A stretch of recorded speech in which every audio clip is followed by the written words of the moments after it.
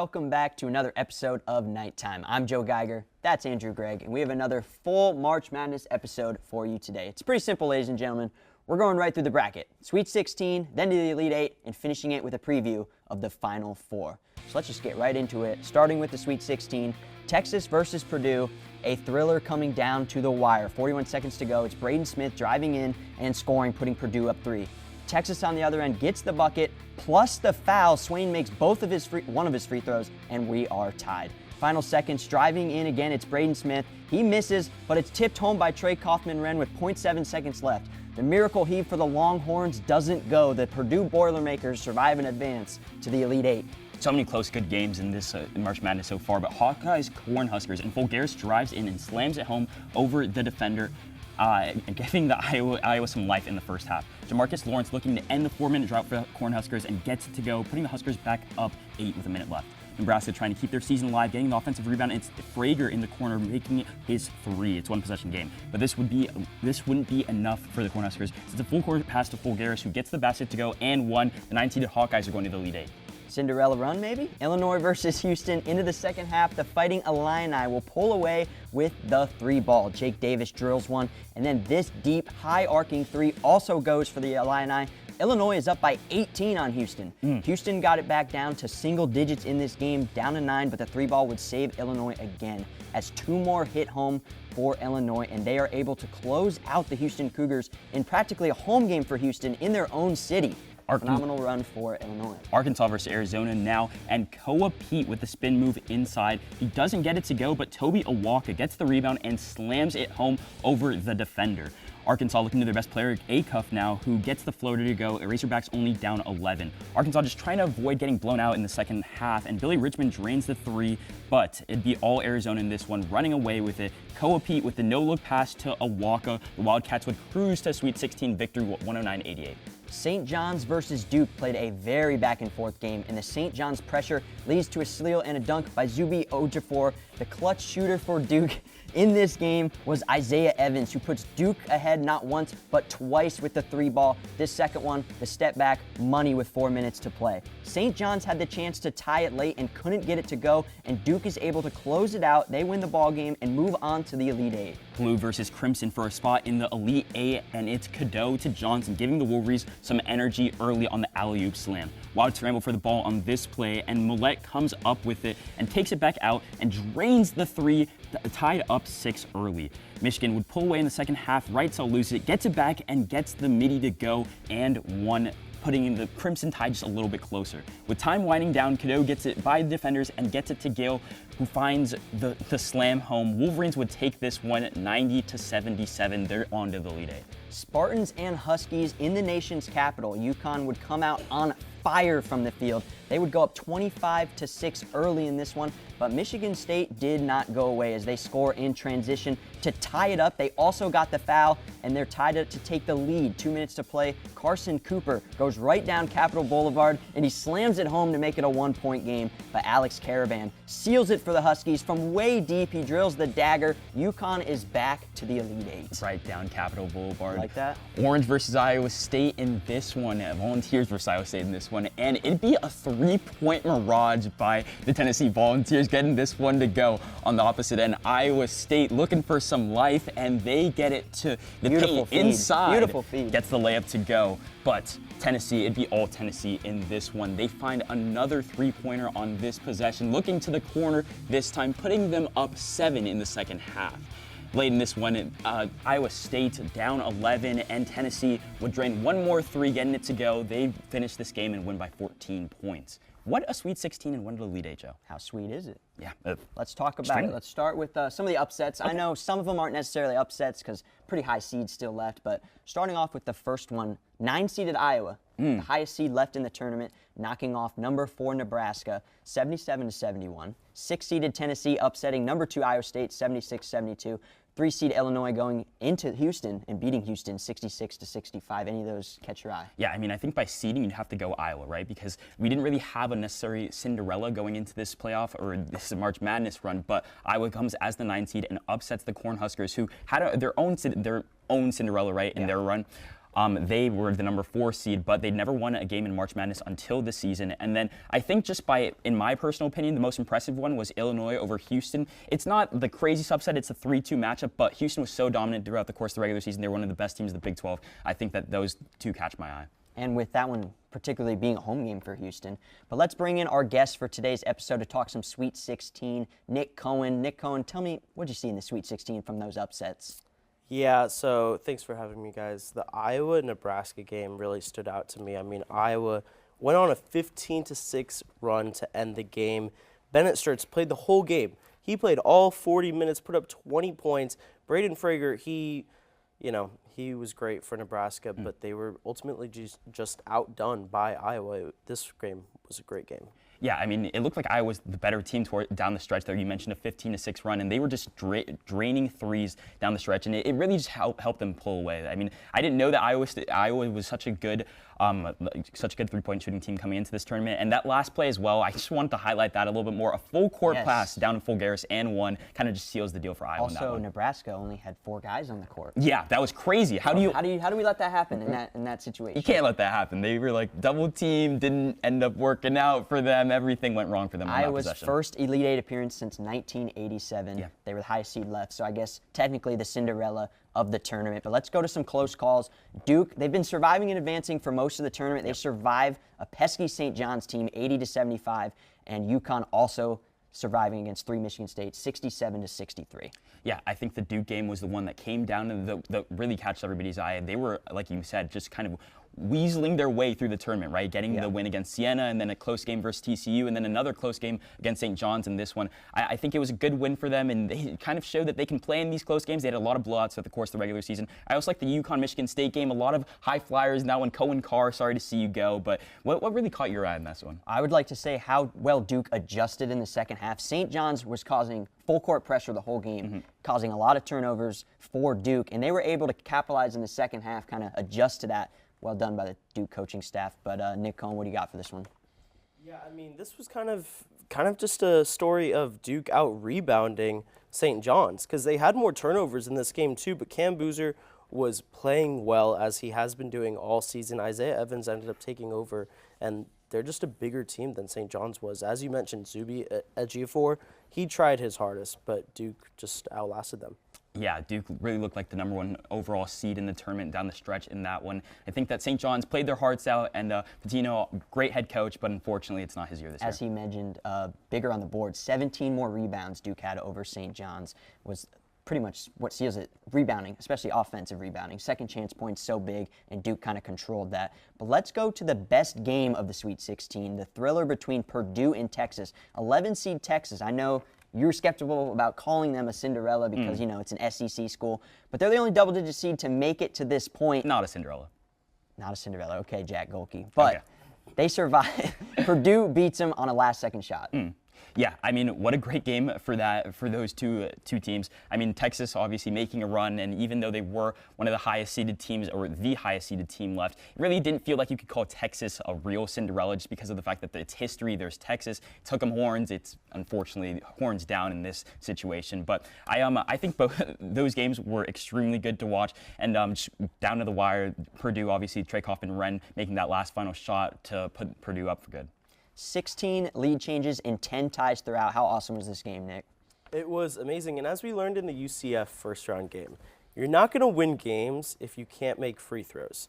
Texas went 8 for 15 on free throws, and that's just not going to get it done against a team like Purdue. I was rooting for Texas, but Purdue is just too good to let you win if you're not making the simple shots that matter. Speaking of really good teams, we wanted to mention the best performances overall throughout the course of the Sweet 16, starting with Arizona, who beat Arkansas by a score of 109-88, and then Michigan dominating Alabama 90-77. In my personal opinion, I like the Arizona game over Arkansas. I thought this was going to be one of the best games of the tournament. Yeah. Unfortunately, Arizona just pulled away with this one. Nick, I want to pitch to you first. What do you think was the best game or best team performance of this tournament? I completely agree. I mean, 109 points against a team like Arkansas and against a coach like Coach Calipari, that's kind of unheard of. Darius Acuff Jr., he did his thing with 28 points, but it wasn't enough against Arizona's stars like Braden Burries and Koa Pete. They've been killing it all season and all tournament, and now Arizona, my winner pick to win it all, moves on. Yeah, 2 great performances by the top 2 seeds left in the tournament, number 1s, and they both dominated. Arizona has yet to trail this entire tournament, and they're both playing in the Elite Eight. We're going to head to that next, so we will see you very shortly. It's that time of year again, and another NASCAR Cup Series season means another edition of the Daytona 500. Once again, fans flooded the Daytona International Speedway last weekend to cheer on their favorite drivers. And their not-so-favorite drivers, too. And as always, our HGF Bets crew was fired up to make their picks. Gentlemen, start your engines! But let's take a look at how those predictions played out. Augie took a look at the reigning Daytona 500 champ and thought, if it ain't broke, don't fix it. Yeah, I'd choose another outright race winner in the number 24 car, William Byron. Coming off of 2 straight wins in the 500, Byron had a shot at being the first driver ever to make it 3 in a row. Look, he's going to be the first person to make history. But unfortunately for Augie, the 24 car had a quiet race, crossing the finish line in 12th place with 0 laps led. Scott, on the other hand, had his sights set on none other than Ross Chastain, hoping he would finish top 3. The Melon Man raced a promising drive, trading the number 1 spot throughout the 500 miles and leading a total of 12 laps. But to Scott's disappointment, he finished far from the top 3 as the 20th driver to take the checkered flag, meaning that the desk was now 0 for 2. But luckily, Ben decided to put his money on an absolute veteran. for my pick, like I said, Battle of the Bush, I got Kyle Busch to finish top 3. Another driver hungry for his first Daytona 500 win, Kyle Busch rocketed his car to pole position in qualifying, starting the big race in first. The number 8 car was clearly on a mission, racing at the front of the pack and leading 19 laps on the night. But even after finishing the second stage in 4th, Busch could only manage a 15th place finish in the end. So who should the boys have placed their bets on? How about the man who led only 1 lap the entire race? That's right, Tyler Reddick's number 45 car started the final lap in 4th place and steered past the chaos to cross the finish line in 1st. Reddick's heroic last lap pass was followed up with some well-deserved burnouts as the 2311 racing team celebrated their first win in the Great American Race. Take a bow, Tyler Reddick. You are now a Daytona 500 champion. Like I said in the open, right through the bracket. From the Sweet 16, now we're going to the Elite Eight. Which teams punch their tickets to the Final Four? Let's start with the best game and the upset of the Sweet 16. That is UConn, coming back from 19 points down, beating Duke 73-72. Braylon Mullins hitting a game winner from 36 feet out with 0.3 seconds left. UConn clinches their 3rd Final Four appearance in 4 years in an absolutely absurd finish. Yeah, I mean, UConn looked like one of the best teams throughout the course of the tournament, and then they get to show that against the number 1 overall seed. Duke should have won this game. They were up by 19 points in the second half. They were up throughout the course of this whole game, and it's just another scenario where Duke has a bunch of stars on their team and they come up short. So Otherwise known as choking. choking. Let's all laugh at Duke. But let's also bring in our guest, Matthew Pulbrook, a.k.a. Matty P. Talk about this Duke game. What happened to Duke here? I appreciate you guys for having me on once again. This is an incredible moment. Braylon Mullins hitting that game winner. Honestly, one of the best shots in tournament history, and I remember watching it. I'm going to remember it for the rest of my life. I'm fully into Dan Hurley and how he coaches, and he's honestly a psychopath. But this is one of the greatest moments, and Duke blows it again, just like they did last year. It's crazy. Yeah, I mean, like you mentioned last year, they were up by 6 points with 30 seconds left in that ball game against the Houston Cougars, and they managed to choke that ball game away. And I just have a list of some stars that the Duke Blue Devils have had throughout the course of their tenure, as in the last 10 years. And they've had Jason Tatum, Zion Williamson, Cooper Flagg, Paolo Banchero, Cam Boozer, R.J. Barrett, Cam Reddish, Con Kneppel, Jared McCain, Derek Lively, Marvin Bagley, Wendell Carter Jr., Gary Trent Jr., and Luke Kennard. And they have 0 championships over the last decade. It's not even a Coach K problem. It's transcended through the coaches. What's going on with Duke? Is the brotherhood still alive? I don't know, because those are all phenomenal college players, and you had the Boozer guys this year. They were obviously always talented. I mean, it's Duke, but the game's changing. Yeah. I guess the game's changing. And obviously, when you're Duke, everybody wants to beat Duke. Yeah. They don't want to be Duke anymore. They want to beat Duke. Yeah, and coming from a UConn perspective too, because we're going to talk all about the fact that Duke choked this game, but UConn played terribly in the first half, right? They start off 1 for 18 from 3. You can't do that, expect to win Elite 8 games, but they showed a ton of resiliency. They were able to bounce back in the second half, just kind of claw at Duke's lead, and then throughout the course of that game, they were able to kind of finally finish it off. Any final thoughts on the Duke game? I just want to say Duke last year blowing a 14-point lead in the Final Four against Houston, followed up with this year's 19-point lead. Trouble over there in Cameron. They also had a timeout. And didn't need to advance the ball. That last turnover on the last play of the game, there was exactly 10 seconds left. You have 10 seconds to advance the ball past the half court. They didn't need to advance it. There was no reason for him to throw it up. And Coach Shire, just call a timeout. You see your guys in some trouble. You can't let him make that decision. Also, if you just freeze, they're going to have to foul you. Have to.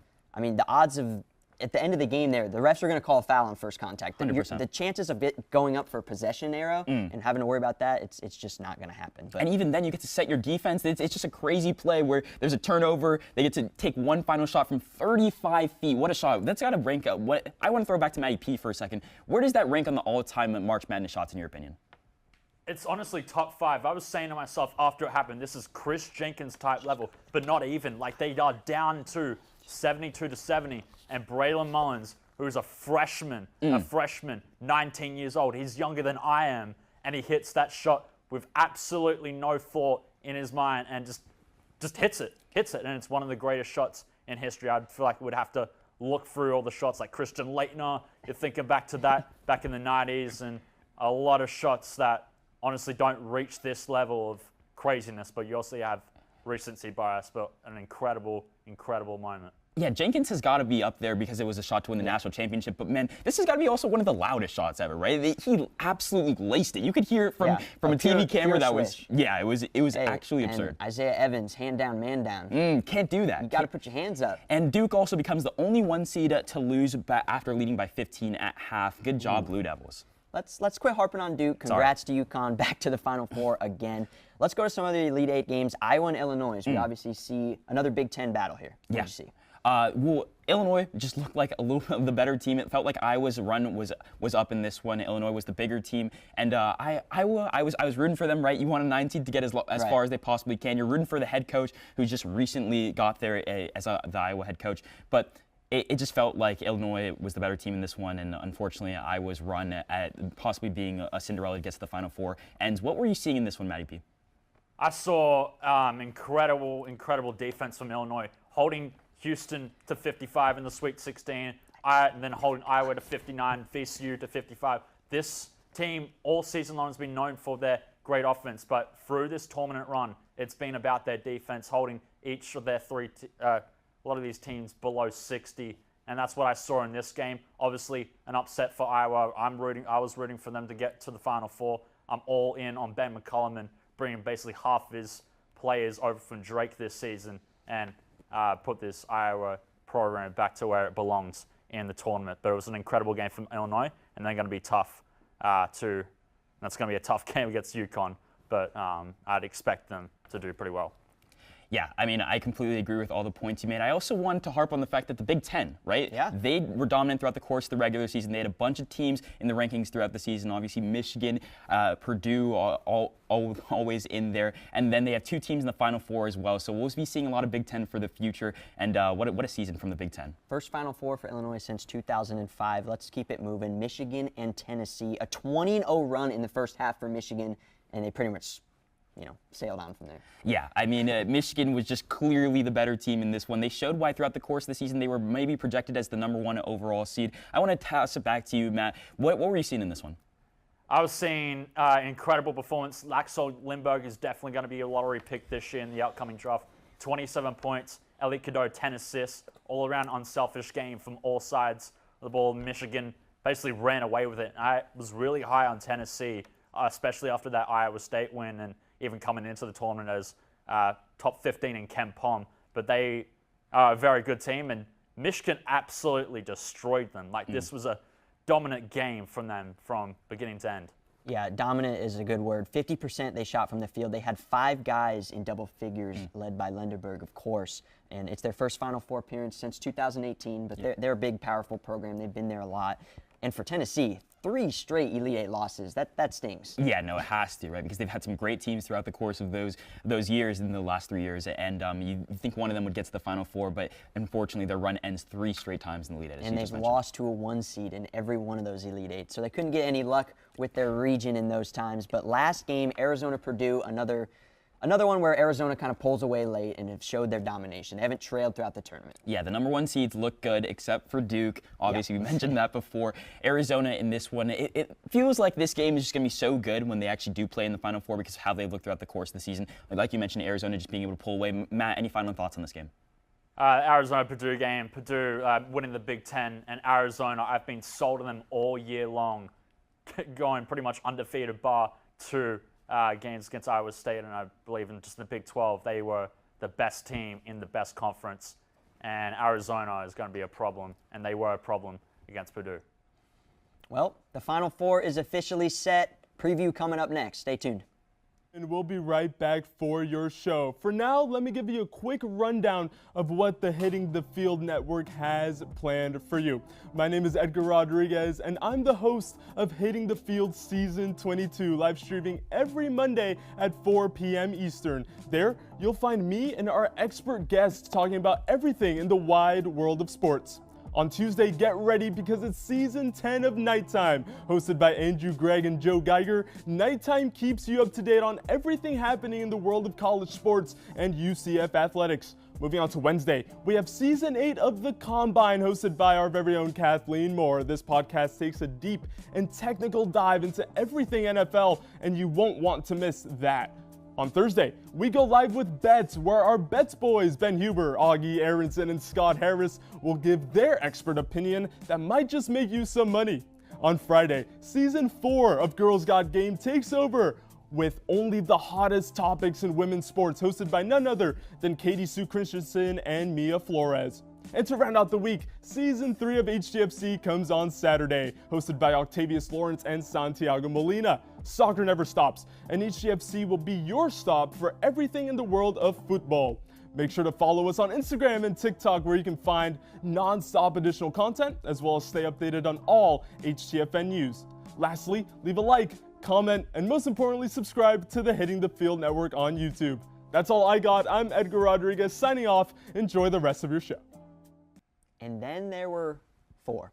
Let's meet the teams who will be playing in this year's national semifinal in Indianapolis. The East Regional champ, 2-seeded UConn Huskies out of the Big East, 33-5 on the year. They'll take on the South Regional champ, 3-seeded Illinois Fighting Illini out of the Big Ten, 28-8 on the season. The West Regional champs, the Arizona Wildcats out of our Big 12. Big 12 represent. They will be taking on the Michigan Wolverines, who's had a dominant season, the Midwest champ. How excited are we for this Final Four? I mean, a little bit excited, but also sad. It's like you get to the last weekend of March Madness, and you're like, you miss all the games, you miss all the highlight moments that you've watched throughout the course of March Madness, and you just hope that these last 3 games can be as good as the previous 59 that there were before them. But in my opinion, we gotta start getting into what are going to be the best games. Yeah, let's get into that, and let's introduce our guest. Blake Bogue and Noah Greene are here. Both of you guys, start with you, Blake. What is the best game of the Final Four? Which one are you most excited to watch? So guys, first off, thank you so much for having me on. And for me, the most exciting game here is going to be Michigan versus the Arizona Wildcats, which, in my opinion, and I think in most of ours, these have been 2 of the most dominant teams the entire season. They have both been in the top 5, top 10 the entire season.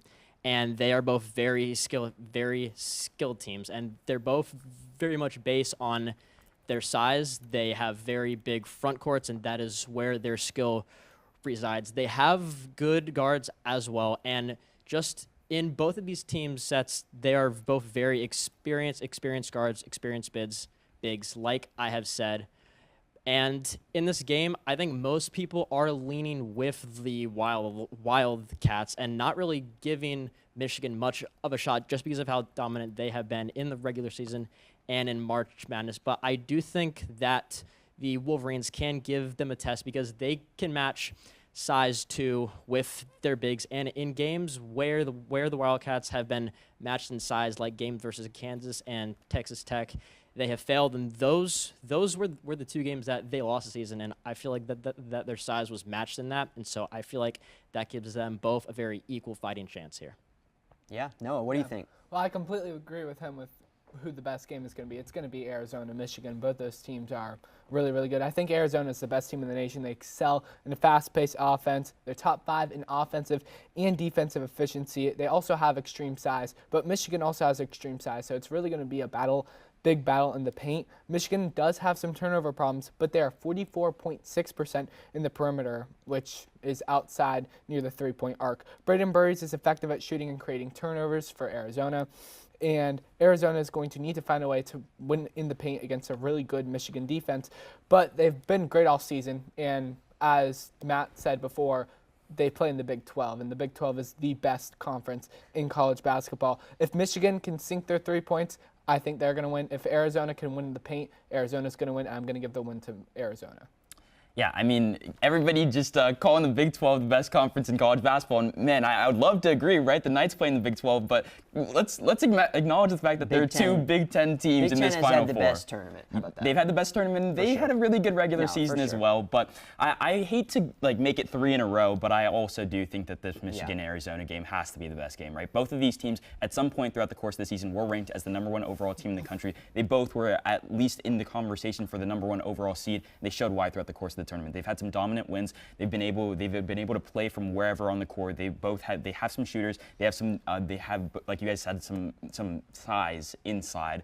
And I just think that this game is going to be really good. But I do want to show some love to the Illinois-UConn game, right? Because UConn is one of the best teams in the country as well. And that shot just gives them so much hype around what this team can do next if they can possibly take that shot from the Elite Eight and make it all the way to a national championship run. And then obviously Danny Hurley, the story behind him, there's always some excitement. So I want to show that game a little bit of love, but I think that the clear #1 choice for a game this weekend has got to be Arizona-Michigan. Yeah, but let's go to the other game, Illinois and UConn. These teams actually have played this year. Back in November, UConn won that game 74-61. Dan Hurley in March is a different machine. But let's go back to you guys over there. Which of these teams has the edge, UConn or Illinois? So for me, this game seems very fair, and they are 2 very good, balanced teams with very good scores and a very good inside set of guys in the front court. So I feel like this game's fair, and both of these teams have had great runs here. And so what this game truly comes down to for me is that I just cannot pick against a coach like Dan Hurley. He is such an enforcing coach, and in my opinion, he has one of the best styles in all of college basketball. Despite the rap that he gets, I think that they pull this one out and make it to the national title game. What do you think, Noah? Yeah, I completely agree with him. I think UConn's going to win it. They just won a 15-point comeback against Duke. Braden Mullins making that incredible 3-point shot. But again, I think UConn is going to beat Illinois. Illinois, one of the best offenses in the nation. But Silas Demery, Terrace Reed Jr., keys to victory from UConn, getting steals, getting rebounds, getting turnovers off of that Illinois offense, and being able to steal possessions and overall win the game. Yeah, I mean, I think you guys both make some great points. In my opinion, I think that UConn just has a slight edge over Illinois like they did in the regular season. I think that they take this one and make it to the national championship. Yeah, I agree, and let's transition to that one. Who will make the national championship? I have UConn and Michigan making it, with Michigan winning it. But how about you guys, Noah and Blake? Who makes the Natty, and who wins it all? So for me, it is the exact same thing, Michigan and the UConn Huskies. And for me, I have Michigan taking down the UConn Huskies here. I think that the team that wins the Michigan and the game versus Arizona will beat whoever wins between the Illini and UConn. I think that they're just the better team, have been the more dominant team, and I think that the size of the Wolverines here would just be too much for the Huskies to overcome. Yeah, Noah, what's your national championship pick? You know, I don't just want to disrespect Illinois and UConn, but I completely agree with him. The winner of that Arizona-Michigan game is going to be the winner of the national championship, and I've got Arizona. You know what? I will take UConn and Michigan as well, but instead I'm going UConn. I think Coach Danny Hurley gets them all the way to the national championship. Joe, finish it off. Yeah, I mean, that wouldn't surprise me, but we're in for a treat. The Michigan-Arizona game, I mean, the two most dominant teams in the tournament, and then a pretty evenly matchup with Illinois and UConn. But Final Four this weekend, let's go. See you next time on Nighttime.